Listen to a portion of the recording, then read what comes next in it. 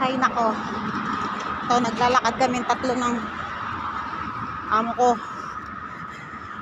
Hay nako, ayaw niya talaga may tumataba sa bahay. Gusto niya lahat payat.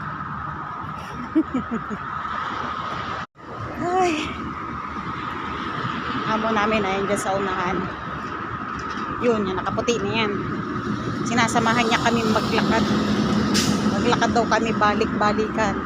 Kasi sinama, nananaba na daw. Nadamay pa ako. Nadamay pa ako. Kalord. Maglakad. Ayun. Yan, nakaputi.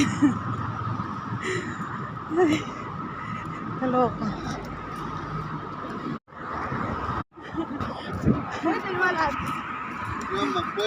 Bilis maglakad.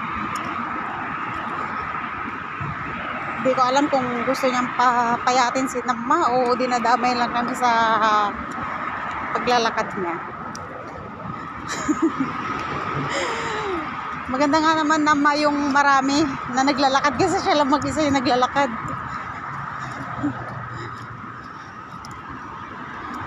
Yan lang, malapit lang to sa bahay, ano, yung ilaw na yan dyan, sa pangalawang ilaw yan. Yan ang ano ng amo namin. Yan naman ang amo namin, pasikat. Ayan, bulaklak, ang ganda ng kulay. Tapos, ayan lang rin yung sasakyan ng amo namin. Nakalagay lang din dyan, ayan. Oh, ayan lang yung sasakyan niya. Diyan nakaabang yung sasakyan, pero yung bahay na yun lang dili ko. Ito lang yung sasakyan niya. Hindi ko alam, baka tapos na siya.